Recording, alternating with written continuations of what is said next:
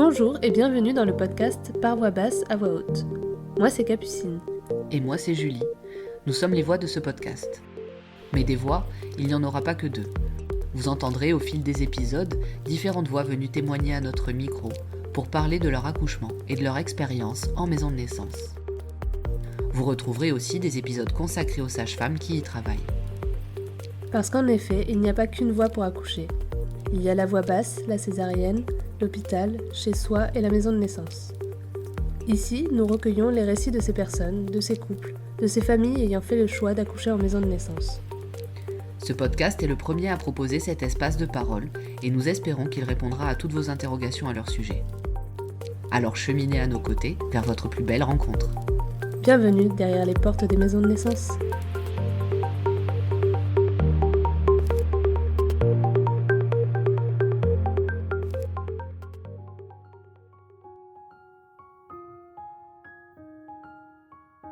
En ce mois d'octobre, nous avons choisi d'aborder la thématique « Maison de naissance, un choix à quel prix ?» C'est Olivia, sage-femme à la maison de naissance Le Temps de Naître, qui nous a fait le plaisir de venir discuter à bâton rompu des aspects financiers d'une maison de naissance, mais aussi du coût humain que cela implique. Un métier passion où vie perso et vie pro sont à la limite de la fusion. Comment les sages-femmes de ces structures gèrent-elles la masse administrative, les contraintes horaires, les divers partenariats, tout en mettant l'humanité au service de la parentalité au cœur de leur pratique.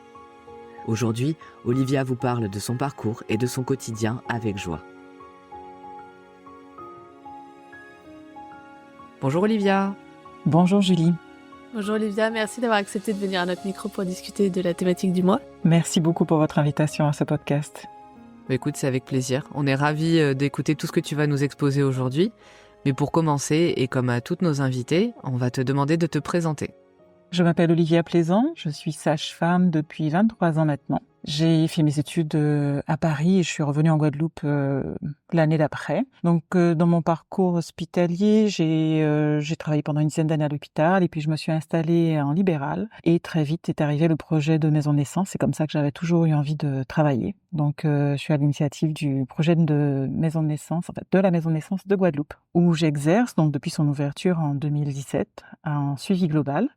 Je suis également consultante en lactation, IBCLC depuis 12 ans maintenant, et maman de 2 enfants qui ont 18 ans et 15 ans. Et je suis présidente de l'association Le Temps de Naître qui gère la maison de naissance de Guadeloupe. Entendu. Écoute, merci pour cette belle présentation. Et avant de parler un peu plus en détail de ta vie professionnelle, est-ce que tu pourrais définir avec tes mots ce qu'est une maison de naissance ? Une maison de naissance, pour moi, est un lieu d'accueil des familles que l'on accompagne sur un bout de leur parcours, de leur chemin de vie, donc dans le temps de la grossesse, le temps même parfois avant la grossesse, mais le temps de la grossesse, de l'accouchement et des jours après. Donc c'est vraiment pour moi un lieu d'accueil des familles. D'accord, merci. C'est une chouette définition et intéressante. Maintenant, on va parler un petit peu plus de ton parcours professionnel afin de savoir un petit peu ce qui a motivé ton choix de travailler dans un tel contexte et surtout tout ce que ça a pu coûter dans ta vie personnelle et professionnelle. Je n'ai pas eu une vocation, on va dire, à être sage-femme. J'ai choisi ce métier sur le papier parce que j'étais déjà à la fac et je faisais à la fois je faisais des jobs d'aide-soignante et ce sont les infirmières qui m'ont dit tu veux vraiment pas faire un métier dans le soin, tu t'occupes bien des gens. J'avais pas l'impression d'avoir cette fibre-là et donc j'ai choisi le métier de sage-femme sur le papier, me disant que ça alliait à la fois au niveau de connaissances scientifiques et une autonomie. Donc qui m'a plu dans l'exercice médical et quand j'ai découvert la première naissance, quand je suis rentrée dans cette pièce, eh bien ça a orienté mon parcours parce que je me suis dit je ne voudrais pas accoucher comme elle. J'étais gênée de rentrer dans l'intimité de cette femme là au dernier moment, de voir sa vulve exposée à la lumière avec des inconnus dans la pièce en fait. Je me suis dit je me vois pas faire ça. Enfin, je me suis projetée en tant que femme. Et je pense que ça m'a apporté tout du long. Et c'est un séjour à la fin de mes études où c'était un peu difficile pour moi la fin des études. J'avais envie d'arrêter parce que j'avais l'impression d'être complice de maltraitance. C'était il y a déjà plus de 23 ans. Et c'est un séjour, mon stage optionnel que j'ai fait, que je suis partie faire à l'étranger en Nouvelle-Zélande, qui m'a donné la force de finir les 6 mois qui me restaient. Je me suis dit, je ne suis pas folle. Un jour, je pourrais travailler comme ça. Et c'est ce que je fais aujourd'hui.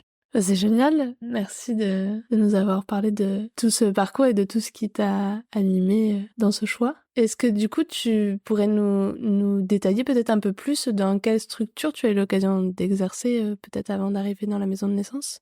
Oui, alors déjà pendant mes études, que je vais sur Paris, donc c'était que de grosses structures, de gros établissements hospitaliers, en fait et quasiment, je ne voyais que des accouchements sous péridurale, en fait, hein. Les femmes que je voyais accoucher naturellement, c'est celles qui arrivaient, qui posaient leur bébé. Du coup, en arrivant en Guadeloupe, par contre, j'ai appris des femmes parce que je suis arrivée dans une autre dynamique où c'était la majorité des femmes qui voulaient accoucher naturellement. Donc qui accouchait naturellement, je pense qu'il y avait à ce moment-là entre 30 maxi 30 de péri, 40 de péri et donc eh bien, j'ai observé, j'ai appris et mon rôle c'était: «Mets-toi à ton aise, fais comme tu veux» et puis, donc c'était vraiment très intéressant, de pouvoir accompagner, de faciliter en fait, le confort et le chemin des femmes et ensuite, bah, pour moi ça a été, je sais pas comment le dire, mais ça a été une évidence, comment tamiser la lumière, laisser la place, au papa. Quand l'aide-soignante se plaçait entre le papa et la femme, je disais: «Mais non, c'est toi mets-toi de côté, laisse-le à côté de sa femme» et il y a une histoire quand même, une anecdote, c'est, je n'avais jamais accompagné de femme dans une position particulière, en fait. Je mettais pas les étriers parce que je trouvais,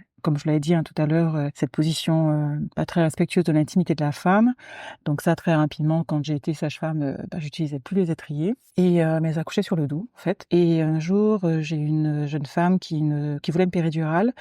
Elle avait déjà été, piquée une fois, ça ne la soulageait pas. L'anesthésiste, a dit: «Bah, en fait, non, moi, je peux rien faire pour elle» et il a tourné les talons et là, j'étais face à cette femme qui avait ce projet d'accoucher avec une péridurale et qui était perdue, qui avait toujours mal et je lui ai dit: «Écoute, on fait comme s'il y en avait pas et mets-toi à ton aise» et donc en fait, elle s'est recroquevillée sur le côté, elle a fini son travail comme ça et moi, j'ai pas eu le cœur à lui dire de se remettre sur le dos et donc j'ai accompagné ce bébé, en fait, qui est né et que j'ai vu naître, sans tourner. Parce que j'avais jamais compris pourquoi est-ce que le bébé, il fallait qu'il tourne la tête, puis les épaules et cetera et là, ce bébé qui est sorti, en continuité, en fait, d'un seul bloc et après bon, j'étais un peu emmêlée avec le cordon, à savoir par où il faut passer, sous sa cuisse, au-dessus de sa cuisse, mais bon bref et on est devenus amis après avec cette femme d'ailleurs, mais ça m'a fait aller plus loin encore dans qu'elles fassent comme elles ont envie et de les mettre à leur aise, en fait. Donc voilà, ça c'était pendant mon parcours hospitalier et puis, bah, j'ai pu exercer comme ça parce que j'étais dans un hôpital, à Basse-Terre où on était la seule sage-femme de garde en salle de travail. Donc j'avais pas forcément le regard, je pouvais, accompagner les femmes et les encourager. Donc si elles se mettaient à l'aise: «Tu as envie de te lever», je m'organisais pour le monito, pour l'arranger, raccourcir la perfusion. En fait, j'essaie de voir comment leur faciliter les choses et quand ça n'a plus été possible de travailler comme ça parce que la dynamique du chef de service, n'était pas très ouverte à la physio, ben, je suis partie en libéral. Après quelques années où je me suis un peu accrochée à me dire, à rester à l'hôpital, mais je me suis dit: «Pour ma santé, il fallait que je parte en libéral» et en libéral, en fait, ben, là, ça a été une grosse claque parce que quand j'étais à l'hôpital, j'accompagnais les gens qui étaient avec moi en salle de travail, mais là, j'accompagnais des parents, pendant toute la grossesse et après ils me racontaient comment s'était passée la naissance et des fois, c'était difficile pour moi à entendre parce que je les connaissais Mmh. et j'ai eu envie d'arrêter le métier de sage-femme carrément. Je me suis dit: «Bon, ben, voilà, c'était en juillet, je prends 10 jours au mois d'août, je change de métier» et en fait, le 31 juillet sont sortis les textes sur les maisons de naissance. Mon le père de mes Très bon enfants, il m'a timing. dit: «Bah, tu as toujours voulu travailler comme ça, tu le ferais pas?» donc j'ai eu sa validation, la validation de mes enfants qui avaient, 7 ans et 10 ans et donc je me suis lancée et c'est comme ça que c'est parti pour les maisons de naissance et du coup, ben, j'exerce comme je le souhaite, en fait, dans la prise en compte, ben, des gens, le fait de les connaître et puis de s'adapter, à ce dont ils ont besoin dans l'instant. Oui, tu nous parles beaucoup de physiologie depuis le début. Enfin, c'est quelque chose qui t'a intéressé d'emblée quand t'as été confrontée à des situations concrètes. Tu nous parles de ton mari qui te dit ah bah go pour la maison de naissance.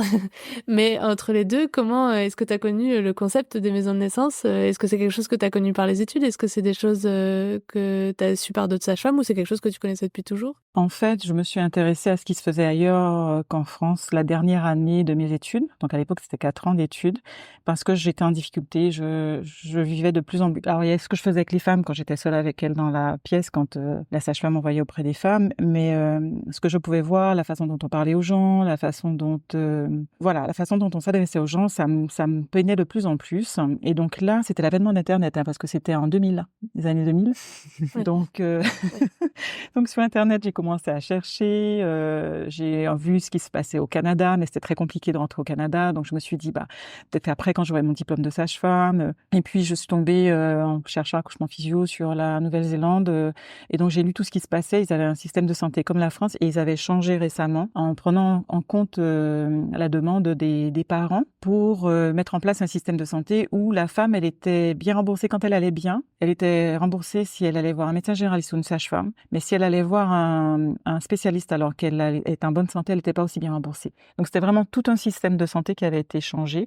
Et les femmes, du coup, pouvaient avoir accès à l'accouchement à domicile, à l'accouchement en plateau technique, à l'accouchement en salle physio ou l'accouchement classique en maternité. Et je me suis dit, waouh, mais j'ai trop envie d'aller voir, en fait. Donc, j'ai lancé une bouteille à la mer, j'ai envoyé des mails à des sages-femmes, c'était en 2001. Et il y en a une qui a lancé mon mail à quelqu'un d'autre. Et finalement, il y en a une qui a accepté de m'accueillir, en fait, chez elle pour un mois de stage optionnel. Donc, j'ai mis toutes mes économies et je suis partie là-bas. Quelle chance! Oui, vraiment une chance. Et puis, ça a été une bouffée d'oxygène. Ça a été vraiment ce qui a permis que je finisse mes études, qui m'a, comme je le disais, qui a fait me dire, je ne suis pas folle. On peut travailler comme ça, on peut être dans une autre attitude avec les gens. Elle travaillait à 6 sages-femmes libérales et en fait, elles étaient chacune un jour d'astreinte et elles prenaient le beeper, c'est un beeper à l'époque, pour toutes les autres collègues. Et après, à tour de rôle, il y en avait une qui faisait le dimanche et elles se rejoignaient une fois par semaine au café. J'avais pris un super café latte, elle m'avait dit, mais vas-y. Et je les écoutais donc parler de leur transmission et elles faisaient leur staff au café. Voilà, elles avaient chacune leur cabinet, mais elles faisaient leur staff au café. Et j'avais eu la chance d'accompagner à la maison pour un accouchement prévu à domicile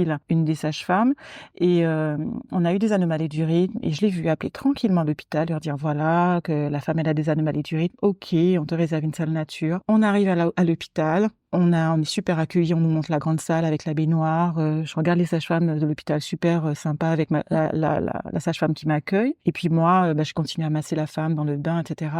À la fin, hop, à nouveau des anomalies du rythme. Elle appelle le gynéco. Là, je crois qu'il faut intervenir parce que ça prend un peu de temps. C'est une prémipare pour que le bébé descende et il y a déjà des anomalies de rythme. On est passé juste dans le couloir en face, dans la salle classique. La femme, on était autour d'elle et puis le gynéco, il est arrivé. Bonjour, il n'a pas remis en cause le diagnostic. Il a fait la ventouse. Et moi, j'ai été petite étudiante française, là, comme ça, la bouche grande ouverte, à voir la continuité, la fluidité entre les professionnels, entre le domicile, la salle nature, l'intervention quand même, la ventouse. Et pour la femme, ça a été aussi une continuité. Elle avait toujours cette sage-femme qui était là, à la masser, à l'encourager. Il n'y a pas eu de rupture. Et j'ai été voilà, je sais pas comment on veut le dire, mais j'étais bluffée. Et l'autre chose qui m'a bluffée, c'est le distributeur de boissons et de nourriture pour les femmes dans les couloirs de la maternité, quoi. Alors que donc tout ça, je me suis dit, ok, ça existe, c'est possible. Donc ça m'a redonné la force, en fait. Oui, c'est pas qu'une C'est pas utopie, une quoi. utopie, Oui, ça oui, se je vois fait. tout à fait. Voilà. Oui. Ouais. Ça se fait, mais il faut faire son chemin, en fait. C'est un peu ça aussi. C'est-à-dire que ça se fait, mais comme on le sait, il n'y a pas beaucoup de maisons de naissance quand même en France, donc Mais il y en avait c'est pas. un chemin à Il y tracer, en avait quoi. pas à l'époque. Oui, il n'y en avait pas à l'époque, Mais ça c'est ça clair. m'a donné la force de Oui, me mais même dire encore maintenant. qu'un jour, Oui. c'est possible, en fait. Ça existera aussi Oui. en France, ça sera possible. Et ça m'a donné la confiance de continuer ce métier. Oui. Et c'est incroyable, comme tu disais, on se rend pas assez compte, mais au tout début d'Internet, attraper, j'imagine, des sages-femmes, attraper des gens qui entendent ce que tu as à demander et qui te proposent des choses, c'était quand même, ça aussi déjà un sacré combat, à mon avis. En tout cas, merci pour tous ces détails professionnels. Maintenant, on va un peu plus se pencher sur la thématique du mois autour du travail en maison de naissance et notamment des coûts matériels et humains avec les questions que Julie va commencer par te poser. Alors pour commencer au sujet de cette thématique, la première chose qui nous est venue en tête, c'était de savoir si tu pouvais nous expliquer quel est le statut d'une sage-femme qui travaille dans une maison de naissance. Alors, il y a 2 possibilités. La sage-femme, elle est soit prestataire de service, donc elle est libérale. C'est le cas dans notre association, c'est une association, donc le Temps de Naître, qui gère la maison de naissance. Donc nous sommes... et puis il y a l'autre statut qui est possible et qui est d'être salarié de la maison de naissance. Mais c'est la majorité des maisons de naissance. Les sages-femmes sont donc libérales et sont prestataires de service pour la maison de naissance, pour les astreintes, la présence d'une sage-femme numéro 2 au moment de l'accouchement. Et les sages-femmes libérales sont rémunérées par les actes qu'elles font, donc les consultations, les préparations à la naissance, l'accouchement, les visites à domicile. Et au sein de la maison de naissance, on a plusieurs casquettes parce qu'on est à la fois praticienne et on est à la fois aussi sage-femme responsable de l'organisation de la maison de naissance. Donc, là, par exemple, moi, je suis présidente de l'association, je suis au conseil d'administration, donc j'assure aussi de la coordination, en fait, la gestion au quotidien de la maison de naissance, et j'assure mon activité clinique en plus. Et tu nous as dit un petit peu dans ta réponse ce qui pouvait composer votre quotidien, mais est-ce que tu peux, si c'était OK, nous détailler un peu plus de quoi se compose concrètement le revenu d'une sage-femme travaillant en maison de naissance et pourquoi pas, si c'est OK pour toi, nous donner une idée de la fourchette globale de cette rémunération? En maison de naissance, mon revenu principal est lié à l'activité que je fais, comme une sage-femme dans un cabinet libéral. C'est-à-dire que je vais être rémunérée par les consultations, les prépas, les accouchements, les visites à domicile. Donc tous les actes, pose de stérilet, prescription de la contraception, consultation de lactation que je vais pouvoir faire. Et je dirais qu'à peu près un tiers de mon revenu vient des astreintes que je fais à la maison de naissance et des actions de coordination, du temps que je vais passer à gérer la maison de naissance. Donc en fonction du nombre d'astreintes que je fais, en faisant à peu près un tiers des astreintes, plus le temps de coordination. Bon, après, c'est variable en fonction du temps que je vais passer à la rédaction des protocoles, à l'organisation de la maison de naissance, les commandes de matériel, le temps qu'on va passer aussi en réunion, parce qu'il y a un temps de staff, de réunion, et c'est un temps qui est très important pour assurer la cohésion de l'équipe, l'harmonie, l'homogénéité des pratiques entre les sages-femmes en suivi global. C'est un temps aussi qui est important pour améliorer les pratiques, échanger sur comment se sont passées les naissances, comment est-ce qu'on peut s'améliorer, faire des simulations d'urgence en staff. Donc il y a aussi ce temps en équipe. Donc peut-être que j'en suis 2/5 de ma rémunération qui vient de la maison de naissance, de ce temps de staff, de coordination, en fait, d'amélioration des pratiques, de gestion du quotidien, 3/5 de mon activité clinique. Voilà. Et ma rémunération, elle évolue brute au niveau du bénéfice, pour que ça parle, entre 30 000 € cette année. Bon, c'est une année particulière pour nous. On a dû diminuer notre activité clinique parce qu'on était beaucoup plus dans la sauvegarde de la maison de naissance. Donc en 2023, j'ai eu un bénéfice de 30 000 €, mais sinon, en moyenne, un bénéfice de 50 000 €. D'accord. Entre 30 000 et 50 000 €. Qui fait un salaire, bon là c'était pas un super salaire, hein. Le 2023, j'ai eu 2 400 € net par mois, mais sinon dans les meilleures années où l'activité clinique est plus importante et normale en fait, je pense qu'on est aux alentours de 3 000, 3 500. Mais j'ai beaucoup de mal à vous donner de façon précise parce que c'est vrai que c'est à la fin de l'année qu'on sait en fait ce qu'on a gagné vraiment, réellement. Oui. Et c'est variable d'une année sur l'autre. Bien sûr, et comme tu dis, on y reviendra sans doute plus tard, l'année 2023 a été particulière en plus pour votre maison de naissance, mais en tout cas ça donne une idée globale de comment une sage-femme de maison de naissance est rémunérée et tout ce qui compose aussi ce revenu, et comme tu dis après avec tous les aléas du quotidien et des périodes aussi. Et dans l'Hexagone, en fait, il faut compter que ça sera des chiffres moins importants puisqu'on a des majorations de nos actes, d'une partie de nos actes, du fait qu'on soit en Outre-mer. D'accord, ok. Oui, c'est intéressant de savoir ça aussi. Ça a été vaguement évoqué, mais on sait que les sages-femmes en maison de naissance font de nombreux déplacements aussi et des astreintes dont tu nous as parlé. Il y a aussi un certain nombre d'heures de bénévolat, comme dans toutes les associations et les activités associatives, parce que là, tu as particulièrement parlé de toute la notion de staff, d'amélioration de la pratique, etc. Malgré tout, au-delà de la coordo que tu fais pour la maison de naissance, il y a sans doute aussi une part bénévole, tout simplement pour l'activité globale du lieu. Est-ce que tu pourrais nous parler des coûts matériels et humains que ça implique? Alors au niveau de l'activité bénévole, tu as raison, hein, c'est vrai qu'on la sous-estime beaucoup, mais elle est très présente. L'activité de présidente de l'association, elle est bénévole. Les conseils d'administration que l'on a, où on prend les décisions, les orientations pour la maison de naissance, le fait de préparer le budget, de faire les comptes de l'année, les assemblées générales, tout ça c'est du temps bénévole, complètement bénévole. Donc en fait, c'est une activité qui est variée. Voilà, moi ce que j'apprécie beaucoup, c'est qu'elle est variée et que la maison de naissance nous a fait sortir de notre zone de confort à tout moment. Et on a fini après 7 ans, hein, on se rend compte à quel point c'est jamais linéaire. Donc il y a toujours de nouveaux challenges et déjà dans l'activité clinique, hein, de fait d'être en suivi global, de connaître les gens, donc on voit la diversité des familles qu'on accompagne. Il n'y a pas une famille qui ressemble à une autre.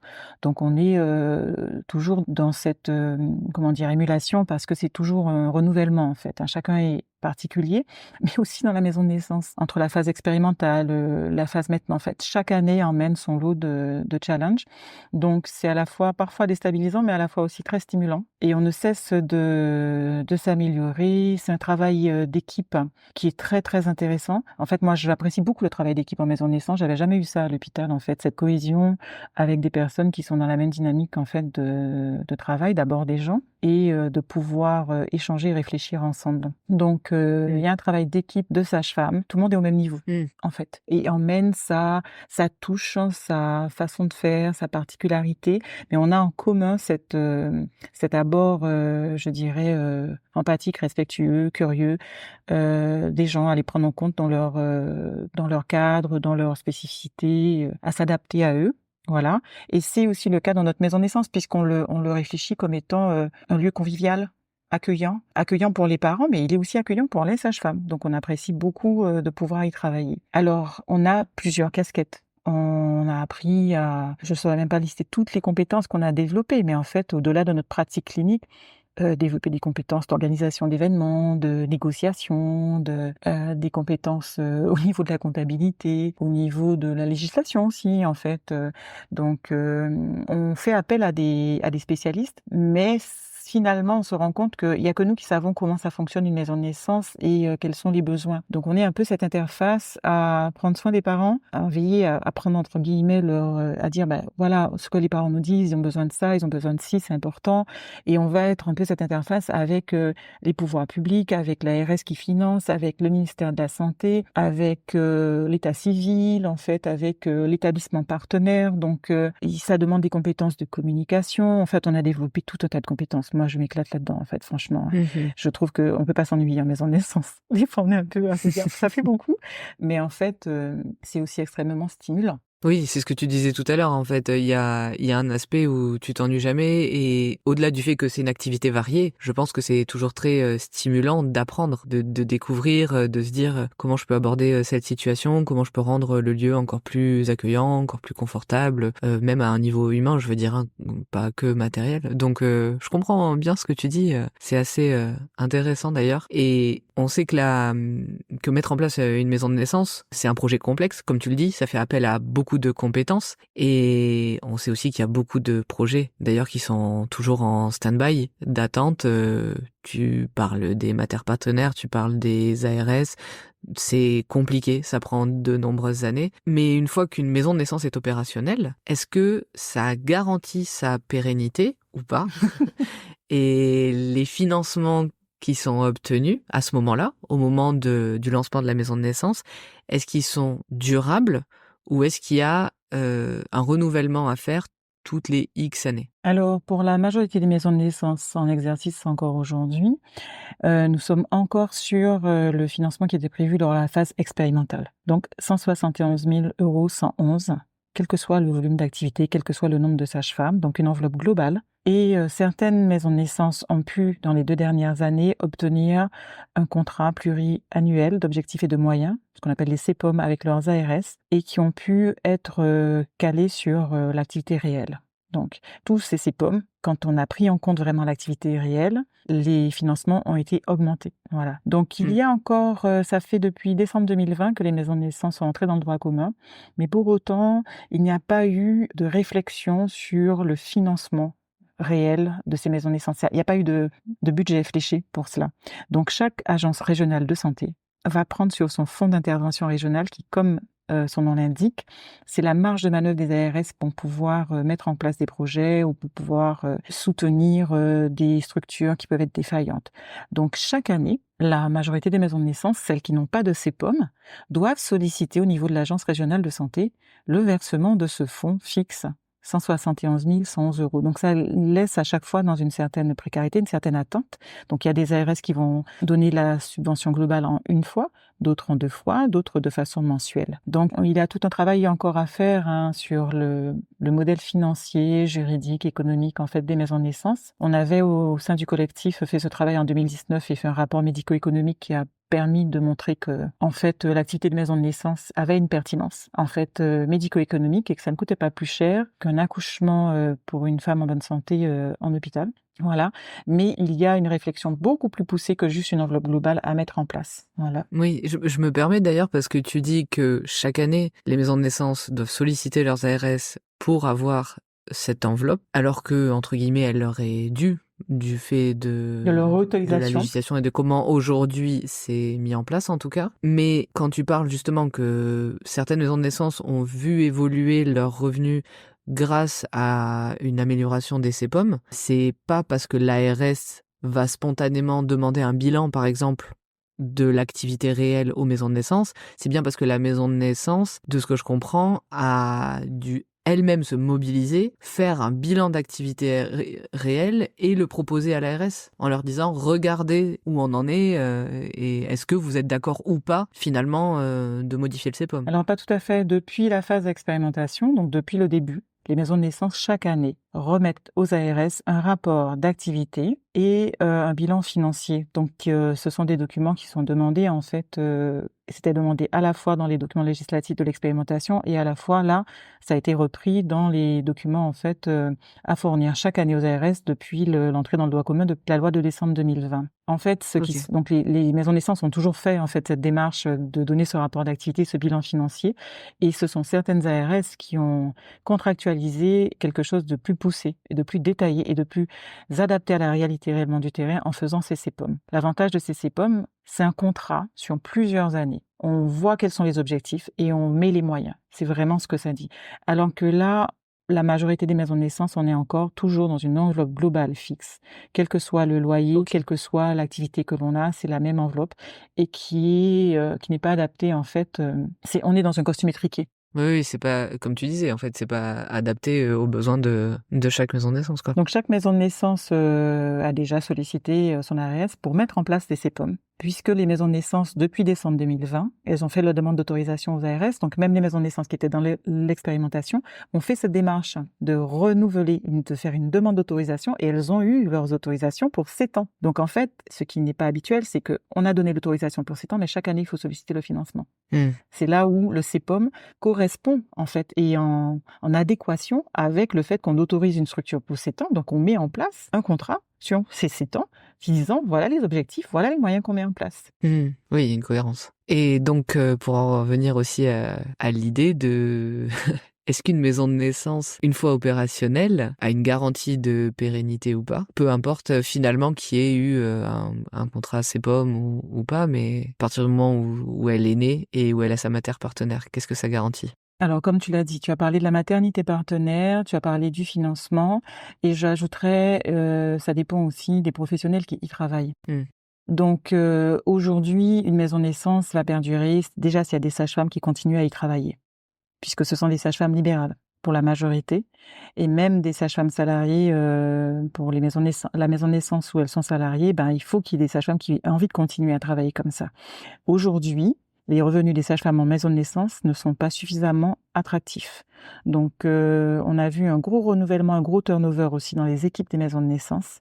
On est très peu de maisons de naissance, on est moins de 10 sages-femmes en suivi global sur l'ensemble des maisons de naissance à être là depuis le début. Je crois qu'on est 5, 6 à être restés dans cet exercice depuis le début. Donc, il y a un gros turnover. Et c'est lié, je pense, à la fois à la rémunération et à la fois à l'implication qu'il y a aussi dans les maisons de naissance. Donc, une maison de naissance va être pérenne en fonction de son équipe, mais une maison de naissance va être pérenne aussi si son financement est assuré et qu'il correspond aux besoins. Une maison de naissance va être pérenne aussi si elle a un partenariat avec une maternité partenaire. Nous avons expérimenté au temps de naître la décision brutale de notre maternité partenaire de mettre fin à la collaboration avec la maison de naissance parce qu'ils voulaient récupérer les locaux qu'on occupait. Ça s'est fait très rapidement, donc on a été déstabilisés du jour au lendemain en fait. Et il a fallu en 6 mois trouver une solution de repli. Donc, nous avons vécu 6 mois assez difficiles, de perspective à se dire « Ah oui, ça fait 6 ans qu'on fonctionne et que ça marche très bien, mais en fait, tout peut s'arrêter. » Parce que la maternité partenaire peut décider d'arrêter son partenariat. Donc, aujourd'hui, les maisons de naissance, de par la loi, doivent être contiguës à la maternité, ce qui impose qu'elles soient dans les locaux, dans l'environnement, dans l'enceinte de l'établissement. Et cette présence dans l'enceinte de l'établissement laisse les maisons de naissance dépendantes de la bonne volonté de l'établissement de les accueillir, même s'il y a une convention qui est passée. entre elles. Mmh. Donc, Ouais. c'est ce que nous avons expérimenté qui nous a fait voir qu'on a encore à sécuriser. On a encore à travailler et à réfléchir comment sécuriser en fait l'existence des maisons de naissance et comment les développer. Mais déjà sécuriser celles qui existent, puisque ça a été un gros coup de tonnerre à se dire qu'une maison de naissance qui a 6 ans, elle peut être remise en cause, non pas sur son travail, non pas sur l'efficacité en fait médicale, mais sur juste la décision unilatérale de l'établissement partenaire de changer ses projets. Ouais. Tu as parlé, du délai de 6 mois. Est-ce que tu peux nous expliquer, pourquoi il y a eu ce délai? Est-ce que ça a été, court? Est-ce que ça a été annoncé dès le début, le jour où vous avez reçu, comme tu dis, ce coup de tonnerre, cette décision, de la maternité partenaire? Ces 6 mois, ils dépendent de quoi? Alors avant cette annonce en fait, de fin de la collaboration, il y avait déjà eu, dans l'année précédente, l'annonce de la maternité, qu'elle souhaitait faire des projets étant de la maternité. Donc on avait, discuté avec eux pour, prendre de nouveaux locaux qui étaient plus petits en fait, en tout cas qui ne nous permettaient pas de nous développer comme c'était le projet initial. Donc on avait déjà mis en place en fait des discussions pour, aller dans de nouveaux locaux. La surprise ça a été: «Bah non, on fait même pas les nouveaux locaux, on va même pas chercher le financement pour, aménager ces nouveaux locaux si on arrête» et donc c'est ça qui a été brutal. Aussi bien pour Mmh. les sages-femmes que pour les parents. Parce que dans une maison de Ouais. naissance, les parents, on peut les suivre dès qu'ils savent en fait, que la grossesse est là, dès le premier jour de retard de règles. Donc il y a des parents avec lesquels nous avons commencé le suivi et qui allaient accoucher dans 8 mois, en fait. Donc quand on apprend que, eh bien, en moins de 6 mois, en fait, la collaboration va s'arrêter, ça concerne aussi les parents. On a essayé de les préserver autant que possible, le temps de trouver des solutions, d'aller démarcher grâce au soutien de l'ARS, les 2 autres établissements de l'île. Mais en fait, c'est un délai qui est court parce qu'il faut le temps de discuter avec une autre équipe, il faut le temps de discuter avec un autre établissement, de voir comment va se passer la collaboration, que les équipes aient le temps d'échanger entre elles. Donc du coup, ça a été un délai très, très, très, très court et ça s'est joué à quelques jours, quelques semaines. Donc pour les parents, il n'y a pas eu d'interruption des soins. Pour les sages-femmes, ça a été extrêmement challengeant de déménager, d'emménager dans un autre espace, voilà, Tout en tout en assurant le assurant le suivi suivi, et en menant des voilà et discussions, sans avec d'autres d'autres établissements. établissements et en ayant la convention qui soit signée quelques jours avant la fin de la convention avec l'autre établissement et le déménagement qui se décide dans quelques jours. Voilà donc pour ma part pour ma part, le fait que les maisons de naissance soient contiguës, aux établissements hospitaliers les laisse dépendantes du bon vouloir de l'établissement hospitalier. Mais aujourd'hui en France, je pense qu'on pourrait ouvrir beaucoup plus de maisons de naissance si les maisons de naissance avaient l'autorisation de pouvoir être à proximité de la maternité partenaire et pas dans les locaux de l'établissement, ce qui laisse un choix et une autonomie beaucoup plus importante en fait pour les locaux. Les maternités aujourd'hui ont des espaces qui ne sont pas extensibles et qui n'ont pas été prévus pour accueillir, une maison de naissance. Donc c'est toujours, il peut y avoir de la volonté d'accueillir une maison de naissance, mais pas les locaux nécessaires pour, en Mmh. fait. Oui, oui. Ou que ça implique en tout cas un trop gros coût financier, une trop grosse modification, pour que finalement ils s'engagent dans ce projet-là, Voilà, quoi. alors que louer une maison, à côté de l'établissement, en termes d'aménagement, on n'est pas soumis aux Mmh. mêmes, normes que les établissements de santé et par rapport à l'activité d'accompagnement de la physiologie, les maisons de naissance ont un matériel, qui est présent pour assurer les urgences maternelles et fétales et les transferts, mais qui ne nécessite pas des normes aussi contraignantes que celles des établissements hospitaliers. Donc il y aurait une plus grande souplesse pour pouvoir accueillir plus de maisons de Ouais. naissance juste à proximité des établissements et même elles pourraient collaborer avec plusieurs établissements n'étant pas dépendante de la convention avec un seul établissement. Ouais. Je pense que c'est très pertinent, ce que tu viens de dire. En plus, par rapport à l'exemple que tu viens de citer de ce que Le Temps de naître a vécu, l'année dernière, il y a vraiment cette dimension où finalement, même s'il y a un remaniement de l'espace hospitalier ou de la maternité, peu importe, ça n'a aucun impact ni aucun lien avec, l'activité de la maison de naissance, vu qu'elle n'est pas, au sein des locaux. En tout cas, on a parlé à plusieurs reprises, aussi des financements. On sait qu'ils sont souvent insuffisants, comme, tu viens de le dire, et ils sont, en plus pas forcément adaptés aux besoins de chaque maison de naissance, par rapport à l'activité, réelle constatée. Est-ce que les familles qui sont suivies ou les sympathisants, vous apportent de l'aide, que ce soit financièrement, matériellement? Et comment en fait, tout ça s'organise, au sein de l'association et avec, toute l'équipe, de sages-femmes? Les organisations qui ont été mises en place peuvent varier d'une maison de naissance à une autre. Globalement, la majorité des maisons de naissance, les sages-femmes sont amenés à faire des dépassements d'honoraires pour l'acte d'accouchement, pour pouvoir vivre de leur activité. C'est-à-dire que si n'avait que les actes au tarif sécurité sociale, on ne pourrait pas en vivre décemment, notamment sur l'accouchement en fait. Il y a eu des revalorisations qui ont été faites et des actes qui ont été créés donc il y a moins d'1 an, mais malgré tout, ça ne suffit pas à valoriser à la hauteur de ce qui est donné l'activité des sages-femmes lorsqu'elles accompagnent une naissance. Donc on continue encore les dépassements d'honoraires. Dans notre maison de naissance, on souhaite que la maison de naissance soit accessible à tous les parents, quel que soit leur niveau de revenu. Donc nous avons mis en place un fonds d'entraide. Sur le budget que nous donne l'ARS, on garde une partie qui est réservée aux parents qui sur justificatif, donc un avis de non-imposition, voilà, de leur revenu. C'est décidé en conseil d'administration, donc puisque c'est l'utilisation de fonds publics, on leur demande de nous justifier de leur revenu pour pouvoir que la maison de naissance puisse rémunérer à la sage-femme le dépassement d'honoraires et que les parents n'aient pas cette dépense à faire, puisque souvent ils n'ont pas forcément de mutuelle qui puisse prendre en charge le dépassement d'honoraires. Donc, on souhaite, toutes les maisons de naissance, toutes les sages-femmes souhaitent que ça soit accessible à tous les parents sans condition de ressources. Il y a déjà la condition d'être en bonne santé, de ne pas avoir d'intervention qui semble nécessaire pour le bébé ou la maman au moment de l'accouchement. Donc, on ne voudrait pas ajouter en plus un obstacle financier. Donc, dans notre maison de naissance, les parents règlent un dépassement d'honoraires aussi pour la consultation, puisqu'on a fait le choix qu'elle dure 1 heure, pour avoir le temps d'écoute à la fois de la mère, mais du père, de la famille. Donc, en plus de la consultation médicale, du coup, au lieu de passer une demi-heure en consultation, on passe 1 heure en consultation, et c'est vraiment ce qu'il faut pour aborder tous les points et que les parents repartent sereins. En tout cas, pour nous, on trouve que c'est mieux. Et du coup, on leur demande un dépassement d'honoraires de 31,40 € qui correspond au tarif de la consultation.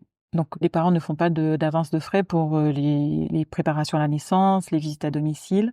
Ils n'ont pas de droit d'entrée dans aujourd'hui. Ils n'ont pas de droit d'entrée dans l'association. Donc, ils ne payent que le dépassement d'honoraires pour la consultation d'1 heure à chaque mois et le dépassement de 500 € pour l'accouchement qu'ils règlent au moment de l'accouchement.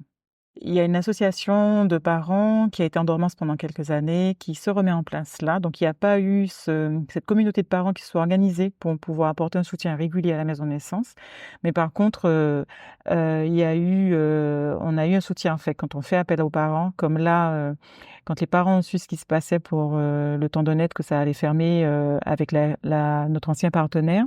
Eh bien, en fait, ils ont mis en place une page Instagram, ils ont partagé leur vécu. Nous, on leur disait, non, on veut pas qu'il y ait, en fait, on a été accueillis pendant 6 ans dans cet établissement, on a travaillé avec des professionnels avec qui ça s'est très bien passé, donc on ne veut pas stigmatiser ni les uns ni les autres, et donc finalement qu'on a envie de partager du positif, et du coup ils ont partagé du positif, en fait, leur expérience. Donc ça a été un soutien psychologique énorme pour nous.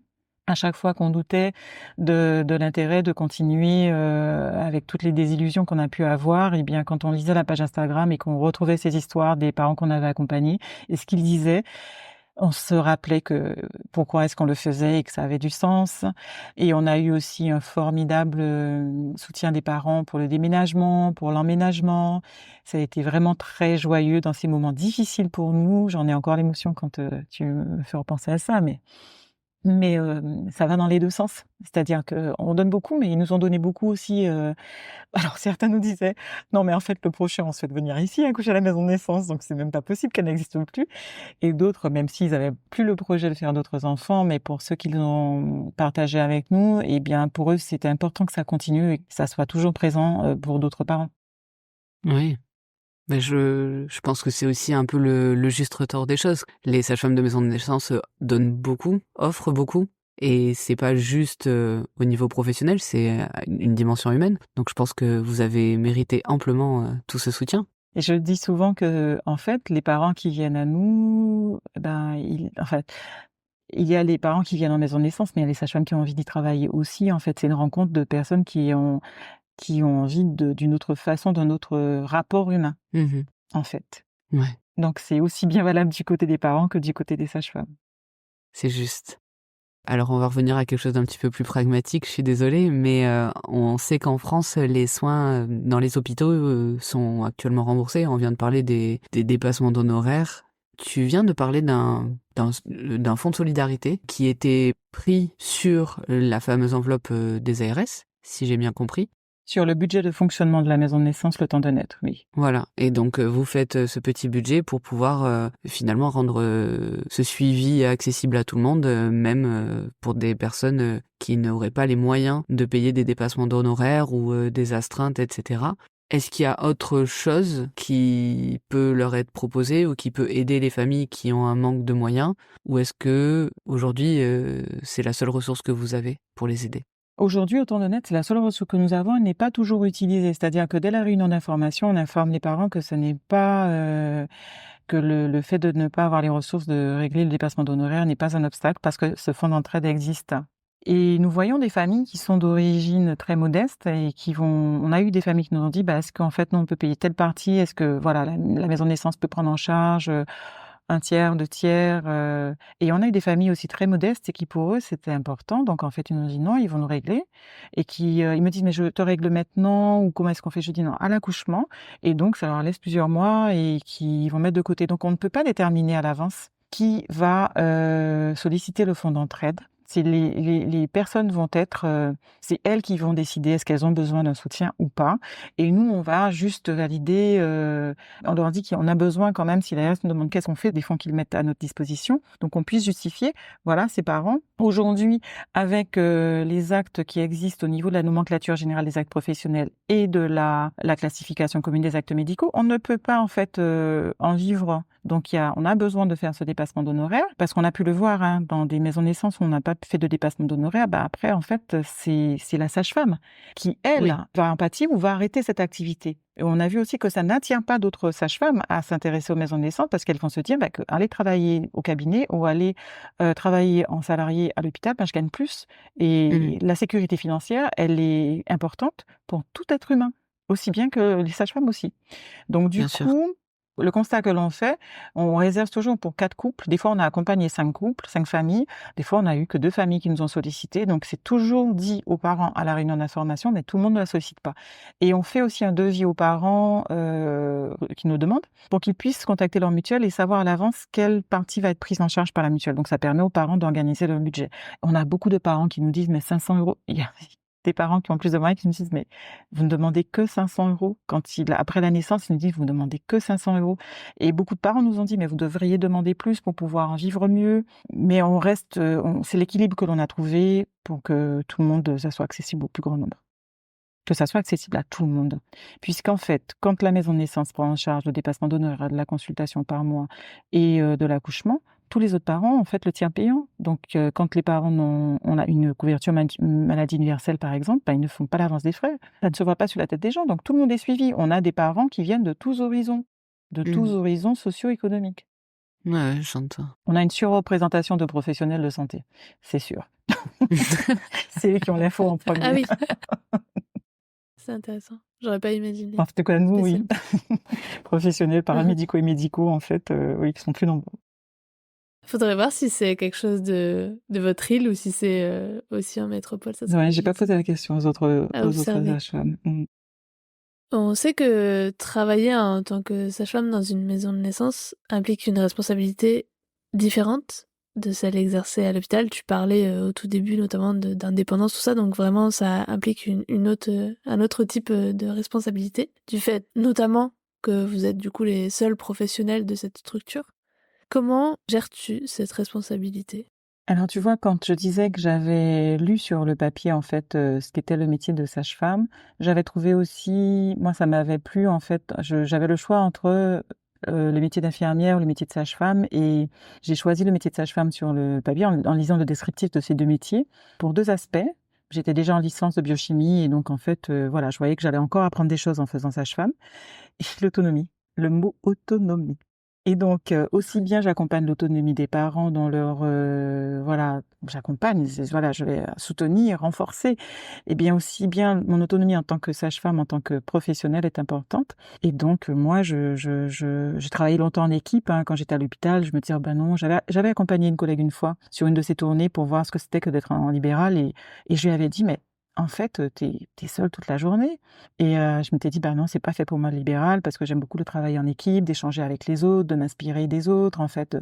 Et donc bon, quand ça n'a plus été possible de travailler à l'hôpital, comme je vous le disais, qu'il y avait plus la latitude, d'accompagner les parents, de façon physio, dans cet hôpital, ben, je suis partie en libéral et j'ai beaucoup échangé, un peu comme les sages-femmes montréalaises, avec une autre sage-femme libérale. Et puis, en maison de naissance, eh bien là, c'était vraiment la dimension du travail en équipe.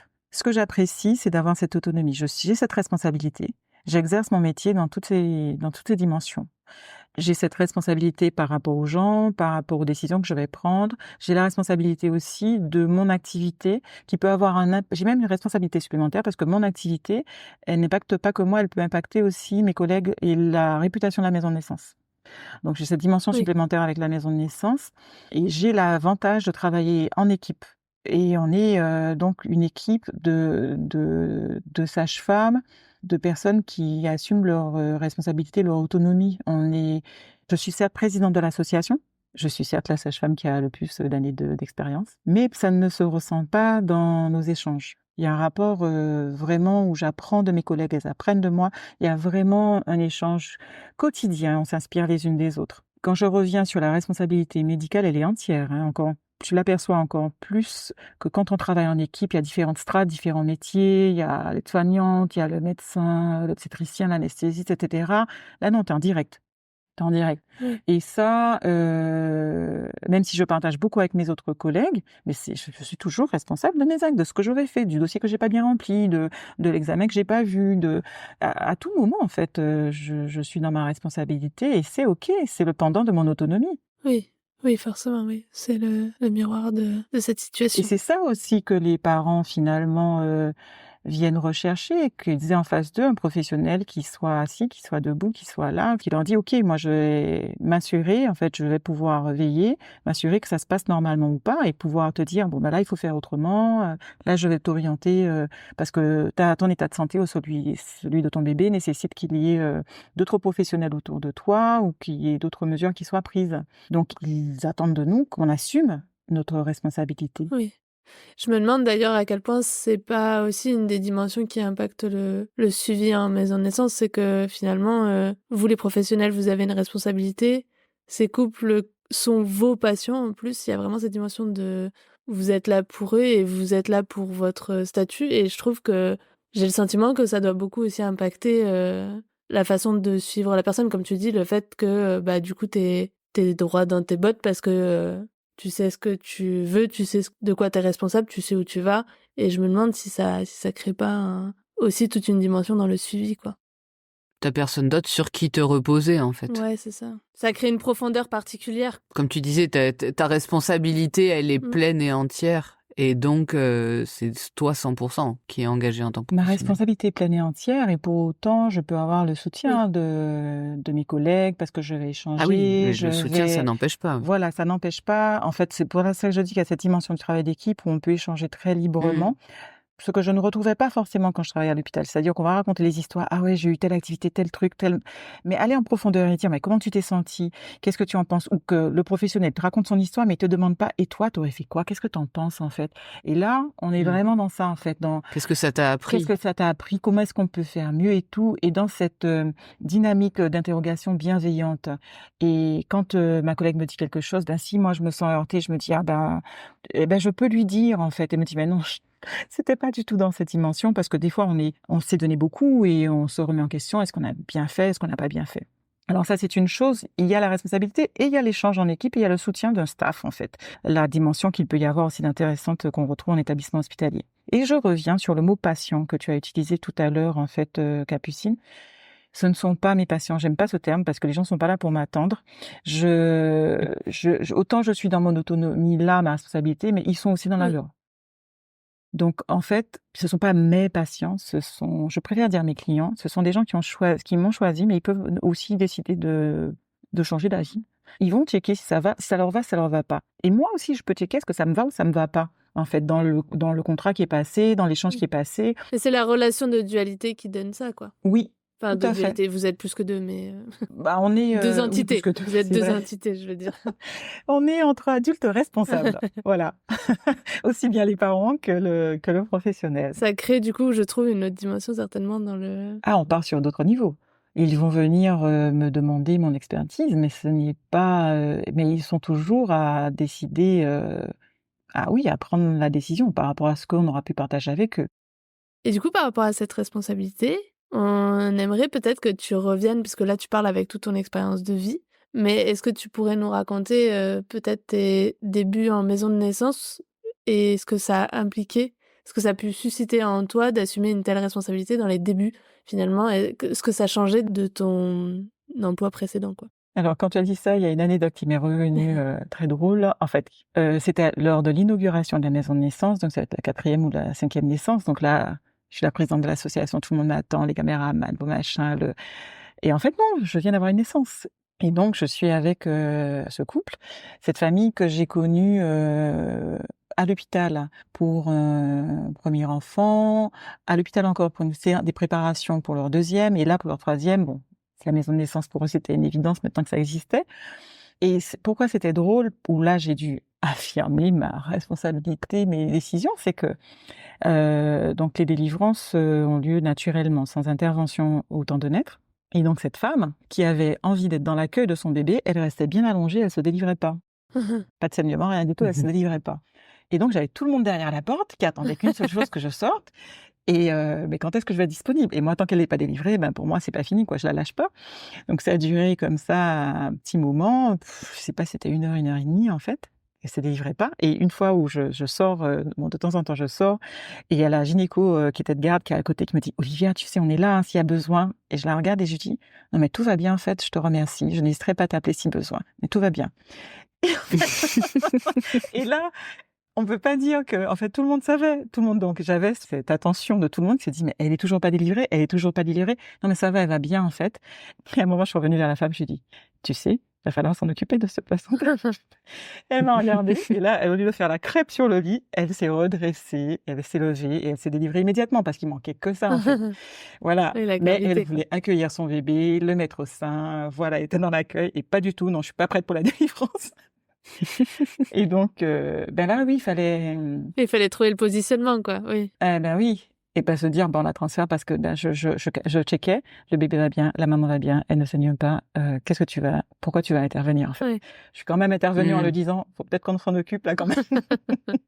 Donc voilà une C'est un anecdote qui me équilibre. vient. Oui, Mmh. c'est sûr. Et à chaque fois, ça aussi par rapport au fait que les délivrances se fassent naturellement, là, les recommandations nationales sont de faire une délivrance dirigée systématique, donc d'informer les parents choisissent en autonomie, en ayant les informations, ils peuvent se renseigner par eux-mêmes, c'est eux qui choisissent s'ils souhaitent une délivrance naturelle, une délivrance dirigée. Et après ce choix, à chaque fois, on en rediscute avec l'équipe, de la maternité partenaire, que ça surprend. Et là, on en plaisante avec, le chef de service, de notre nouvelle maternité partenaire parce qu'il dit: «Bah, si vous voulez, moi, je vous en donne du Sainteau, hein, je vous en donne gratuitement des Sainteaux». Donc ça aussi, c'est voilà, c'est OK. Il y a cette réflexion qui est menée, le choix que font les parents et aussi, à chaque fois de s'assurer qu'au niveau médical, c'est juste. Il y a des recommandations, mais après il y a des situations individuelles et à chaque fois de pouvoir, incarner ça en fait, les décisions que l'on peut prendre et que l'on prend pas seul. Oui, On ne décide pas pour les gens en fait. oui, c'est une partition entre entre toi, ton équipe et les parents, quoi. Tout à fait. Du coup, de ce qu'on discute depuis le début, de cette interview, on comprend que créer et gérer une maison de naissance implique, 2 dimensions. Notamment, tu nous en as parlé, quand on parlait de l'association et tout ça, il y a une partie, administrative et une partie dédiée au travail de sage-femme, au travail clinique dont tu nous parlais aussi. Comment vous parvenez à jongler entre ces 2 rôles?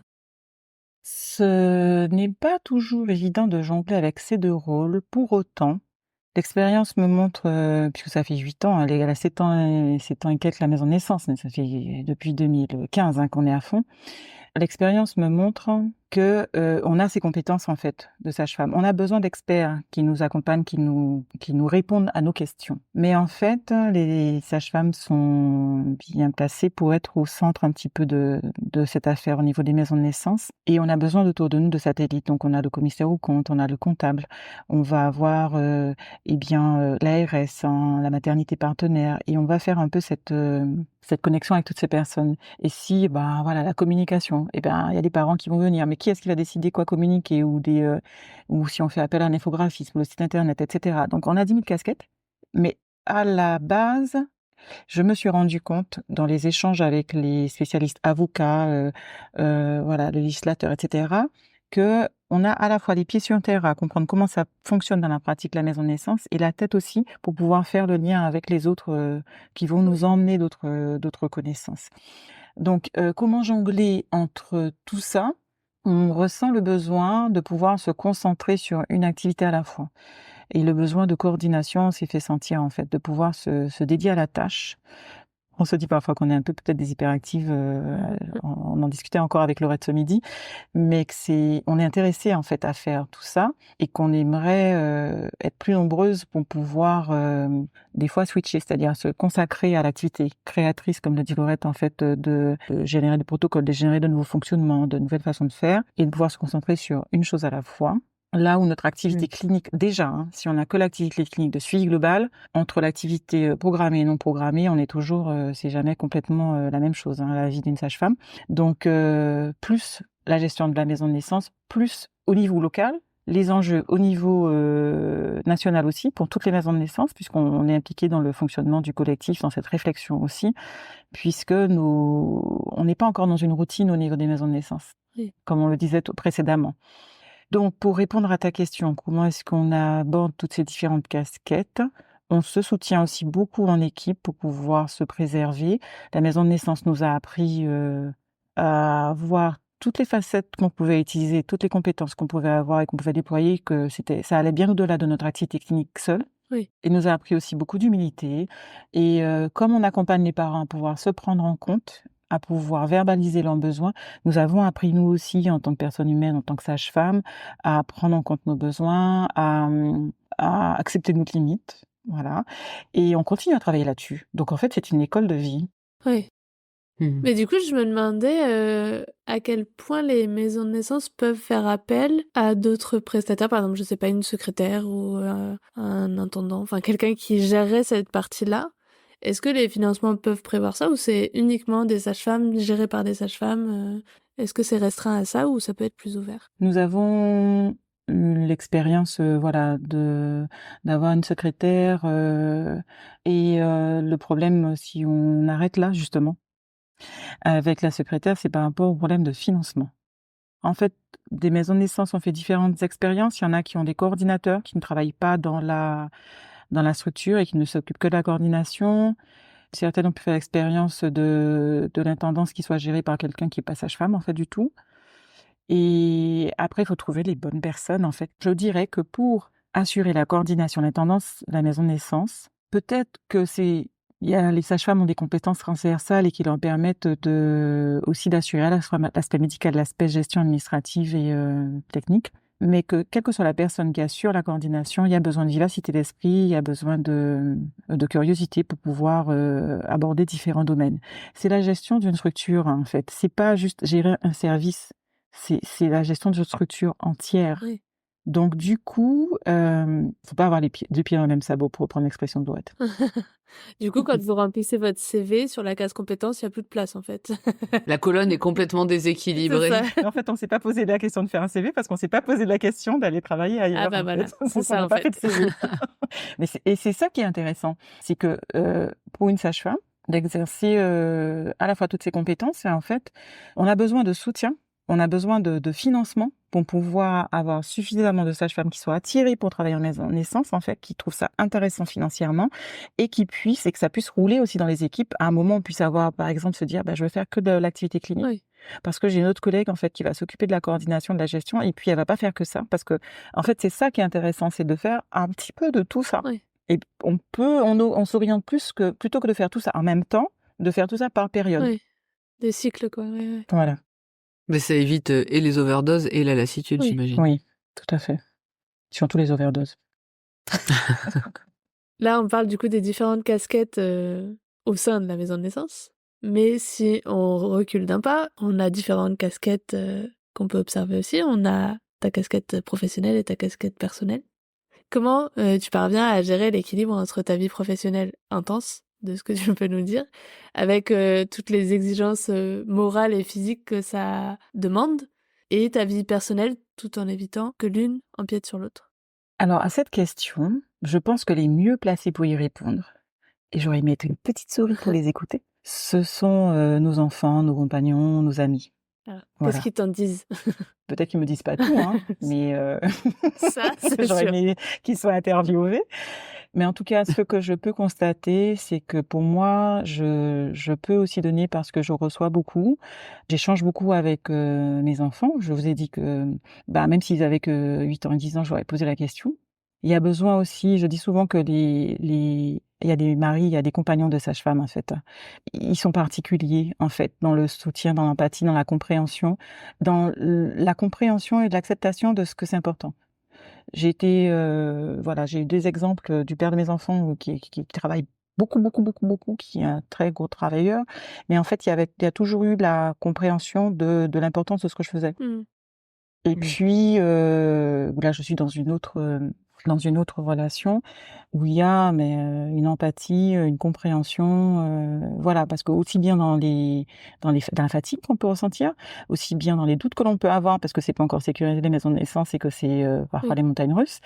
Et aussi bien de ce qu'on peut vivre aussi intensément, où on peut se remettre en question, par rapport au suivi, des parents. Donc on a besoin d'avoir, de la compréhension et finalement de l'humanité autour de nous, qui comprennent que cet échange humain, ils sont à travers nous, en fait, ils soutiennent ce que l'on fait. Oui. Voilà. En Mmh. nous soutenant, ils soutiennent. Donc c'est vraiment une grande histoire humaine. On n'est pas isolés. Oui. Et si on est isolé, si à un moment on se retrouve isolé, en fait, et on peut voir que des sages-femmes ne vont pas faire ça si derrière elles, elles n'ont pas des amis, de compagnons, les enfants qui comprennent, si on leur reproche, ah ben t'es rentré tard, ah ben si, ah ben ça, bah tu tiens pas la route. Oui, oui. Ça demande tellement que oui, j'imagine que s'il y a ça en Ben, plus. en fait, nous aussi on a notre village. Mmh.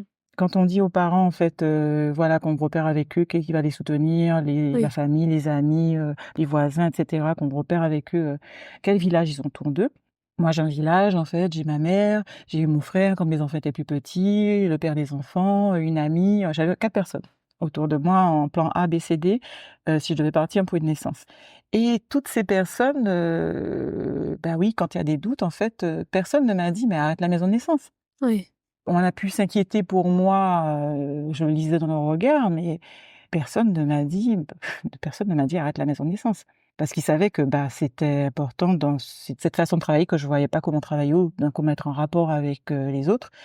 Et de la même façon que l'on est, dans l'échange avec les parents, ben, on est dans l'échange aussi dans notre milieu familial, intime, dans la relation avec les enfants, dans l'autonomie aussi, dans l'écoute, Oui. dans l'interaction. Pour moi, c'est une continuité, mon activité à la maison de naissance, c'est une continuité avec ma vie personnelle. Oui, je saurais pas comment le dire autrement. C'est très bien comme ça. Oui, ça peut être une continuité sans pour autant que l'un étouffe Oui. l'autre, en fait. Exactement. Finalement, C'est continuable. c'est un espèce Oui. de ce que je viens d'entendre, j'entends un espèce d'équilibre et les deux se rendent service. Tout à fait. Et notre environnement, notre village est là aussi pour nous dire, c'est important que tu prennes soin de toi, c'est normal que ça te perturbe, et d'avoir cette compréhension parce qu'ils ont l'historique, en fait, du début. Eux aussi, ils ont vu la chose. En fait, quand on s'est embarqué là-dedans, on savait pas ce qu'on allait y trouver, hein. On ne pouvait pas imaginer, on n'avait pas le début de ce que c'est vraiment. Et donc, bah, ils ont fait part de l'aventure, ils soutiennent par leur, aussi bien les parents quand ils nous disent, merci ou qu'ils nous disent ce que ça leur a emmené, qu'ils nous partagent ou qu'ils sont présents, quand on a besoin de soutien, ben, en fait, tout ça, ça nous nourrit, ça nous permet de continuer Mmh. aussi, en fait. On le fait pour nous, mais il faut qu'on y trouve, mais c'est vraiment une aventure humaine, voilà, Mmh. partagée. Oui, c'est global. Ah oui. C'est l'humain. C'est pas un boulot que tu fais de telle heure à telle heure et puis voilà, en fait. Apparemment Non, pas, mais oui. ça m'apprend dans ma vie, en fait, moi, ça m'a fait grandir énormément, mon boulot de sage-femme. Il y a les enfants qui t'apprennent l'humilité et le boulot de sage-femme. Quand tu pars, tu sais jamais sur quoi tu vas tomber, tu t'adaptes. Je pense que c'est très intéressant et c'est comme tu dis, on apprend même l'humilité, tout ça, c'est nécessaire à l'humanité, Ah je oui. pense. Et tu vois, le nom que porte notre maison de naissance a vraiment du sens pour nous, le temps de naître. Oui. Quand on est parti pour une naissance, voilà, on ne sait pas pour combien de temps ça va durer. Il y a des fois, il y a des bébés qui ont besoin du temps de naître. Il y a des fois, ce sont des mamans qui ont besoin du temps de naître. Et ben, c'est de leur laisser cet espace-là. Et si besoin, on va se relayer auprès d'eux pour qu'ils aient ce temps. Mm. Mm. Tu viens de parler de l'aventure humaine que c'est et des villages propres aux parents, propres à vous et de tout l'équilibre que vous arrivez à trouver.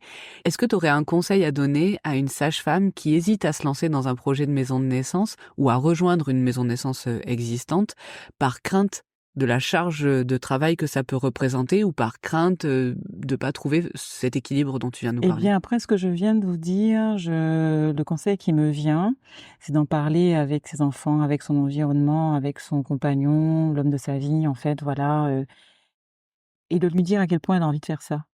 De leur dire à quel point elle a envie de faire ça, pourquoi ça l'intéresse. Et je pense que quand tu as des gens qui t'aiment, en fait, ils comprennent. Et après de pouvoir dire, ben, quelles sont tes peurs, en fait, que, ben, OK, j'ai compris que tu as envie de faire ça, mais comment on va faire? J'ai même pas eu ces questions-là, en fait. Moi, j'ai eu la chance d'avoir le soutien de mes enfants, du père de mes enfants, d'une amie qui m'avait dit: «Mais en fait, Olivia, ce sont que» quand je lui ai dit: «Attends, tu as vu tout ce qu'ils demandent de faire en espace d'1 mois? En fait, non mais c'est quand même ils sortent ça le 31 juillet pour qu'au 15 septembre, on remette les documents» et elle a regardé le truc et elle m'a dit: «Mais Olivia, ce sont que des documents à rédiger». Le fait de dire: «Ce ne sont que, il n'y a qu'à», OK, ça m'a libérée, j'y suis allée, en fait et on a monté le truc en 1 mois. Ouais. Donc Ça a allégé la je me suis plus dimension. posé de questions, en fait. Donc je dirais, cette sage-femme qui se pose des questions, eh bien, parle-en autour de toi en disant que tu en as envie et les autres vont se positionner à savoir comment ils peuvent te soutenir et ça lui permettra de voir est-ce qu'elle a vraiment un village derrière elle, est-ce qu'il y a un soutien qui lui permette de s'épanouir dans ce qu'elle a envie de faire de son métier, en fait. Et puis, qu'est-ce que je pourrais lui dire d'autre? De se faire confiance. On n'est pas élevé là-dedans, on n'est pas élevé dans la confiance de notre, responsabilité, dans nos études de sage-femme aujourd'hui. On est élevé à travailler en équipe pluridisciplinaire et donc, à douter finalement de nous, paradoxalement, alors qu'on est très pointu au niveau médical. Donc je l'encouragerais à se faire confiance et à faire confiance aussi, à ce qu'elle pourra percevoir des gens, en fait.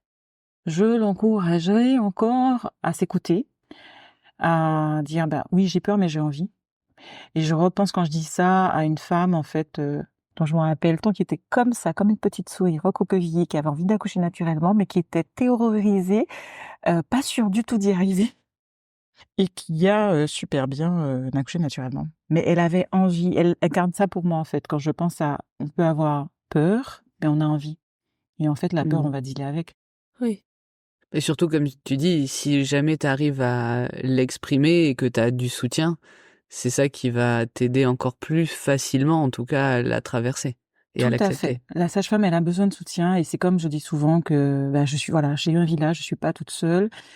C'est pour ça que je dis souvent, c'est pas une histoire de femme seulement, hein, c'est une histoire de famille, une histoire humaine, de village humain, parce qu'en fait, ben, la femme, elle a besoin de soutien. Je le dis souvent d'ailleurs, les femmes qui allaitent pas longtemps, ben, c'est parce qu'elles sont pas assez soutenues. C'est pas parce qu'elles n'y arrivent pas, parce qu'il y a un problème technique, parce que le bébé ne veut pas, c'est parce qu'elles sont pas assez soutenues. Les femmes qui ont envie d'accoucher naturellement et qui s'y arrivent pas, c'est parce qu'elles ont pas été assez soutenues. À un moment, on a douté, elles ont douté et on n'a pas su les soutenir.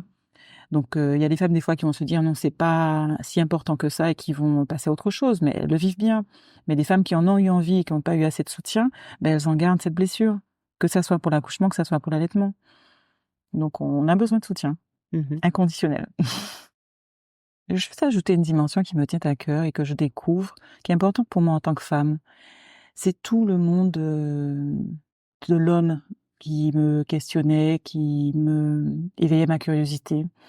Et donc j'ai toujours été, curieuse en fait, de la parole des hommes et de l'accueil en fait, des hommes. Parce que pour moi vraiment c'est certes, il y a différents aspects dans l'accouchement, l'accueil d'un enfant à la naissance. En fait, il y a cette dimension de la femme de son rapport à son corps, de cette étape de maturation finale, en fait, en ayant un enfant et en allaitant. Et donc c'est un grand bouleversement. Il y a l'adolescence, mais après il y a le premier accouchement, quoi, en fait. Et pour moi, ça reste toujours une dimension magique de cette rencontre entre deux univers de l'homme et de la femme. Dans la conception même de l'enfant, on est deux. Il n'y a pas personne pour nous voir, on est deux.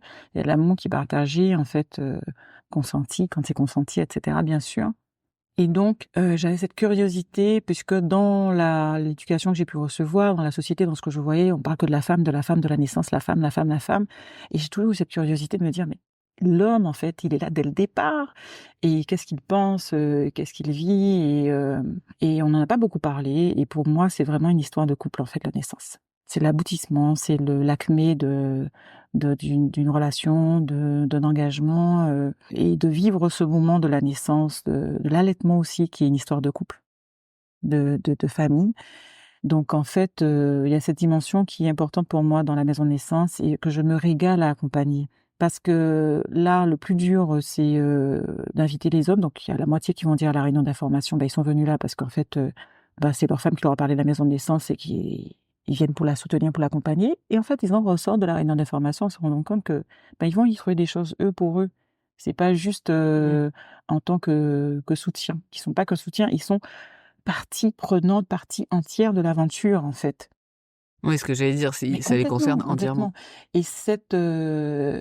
Et je remercie encore finalement tous ces hommes, voilà, que j'ai accueillis, que j'ai apprivoisés à venir en consultation.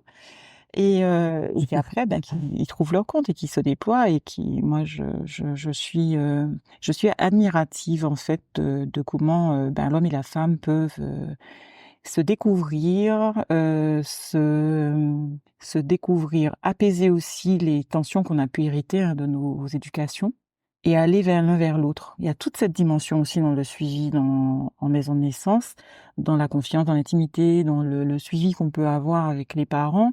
On les accompagne à la parentalité, mais aussi à la vie de couple, à cette interaction avec l'autre sexe. Mmh. C'était intéressant et ça sera peut-être l'objet d'une discussion à venir, Avec qui sait. plaisir. En tout cas, maintenant qu'on a fait un peu le tour de tout ce que ça vous coûte, à vous les sages-femmes, de travailler dans ce contexte, que ce soit des dimensions matérielles, financières, humaines, est-ce que tu peux nous partager, en quelques mots, ce que ça t'apporte personnellement, le fait de travailler en maison de naissance? De la joie, de la plénitude, de la stimulation, de l'authenticité, de l'humanité. La sensation d'être pleinement présente et à ma place. C'est beau. Merci. Et avant de se dire au revoir, on a pour petit rituel de demander à tous nos invités sans exception, est-ce que tu pourrais nous partager une astuce que tu aimes particulièrement voir lors des accouchements ou donner aux parents? En tout cas, une petite astuce pour donner aux personnes qui préparent leur accouchement physiologique et qui nous écoutent aujourd'hui. Une astuce. Je pense à quelque chose que je dis souvent. Lâche ta mâchoire. Laisse l'air rentrer librement et sortir librement, sans essayer de le contrôler, de le pousser. Oui. C'est souvent beaucoup la première demi-heure ou ça dépend, hein, ça peut aller parfois la première heure où la femme arrive en travail à la poser, en fait, et qu'elle lâche l'idée de devoir faire quelque chose. Lâcher prise, quoi.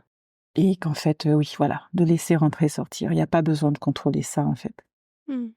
Merci Mmh. pour cette petite astuce. On espère que ça parlera à certaines. Merci Olivia de nous avoir partagé toute ton expérience aujourd'hui. On espère que les auditeurs et les auditrices qui souhaitent en connaître un peu plus sur le métier de sage-femme auront là un aperçu un peu plus précis de ce que c'est que de travailler en maison de naissance en tant que sage-femme et qu'ils auront trouvé du coup toutes les informations pour nourrir leur curiosité. De nombreuses invités nous confient à quel point les sages-femmes sont précieuses pour elles et combien la maison de naissance est un lieu de partage apprécié par de nombreuses familles. Alors voilà, on profite de cet épisode pour, au nom de toutes ces familles, on te remercie, ainsi que toutes les sages-femmes qui pratiquent l'accompagnement global et en particulier celles qui travaillent en maison de naissance, pour leur dévouement et leur contribution à offrir un choix supplémentaire de lieu d'accouchement sur le territoire français. Alors merci à vous toutes pour tout ce que vous faites. Et à bientôt, Olivia. Merci beaucoup, Capucine et Julie, et merci de nous donner la parole. Merci aussi à tous les parents qui nous font confiance et qui viennent à nous et qui nous permettent de vivre ce moment si important avec eux à leur côté. Bravo et merci encore pour votre invitation. Merci et à bientôt, Olivia. Au revoir. Au revoir. Vous venez d'écouter le podcast Par voix basse à voix haute. Si vous avez aimé cet épisode, partagez-le autour de vous. C'est le meilleur moyen pour notre podcast de rester visible. N'hésitez pas à vous abonner si vous voulez être notifié des prochains épisodes. Merci encore d'être là avec nous et d'écouter ces moments de vie uniques et intenses. À la semaine prochaine pour un nouvel épisode. Et n'oubliez pas, il n'y a pas de bon accouchement. L'histoire qui compte, c'est votre rencontre.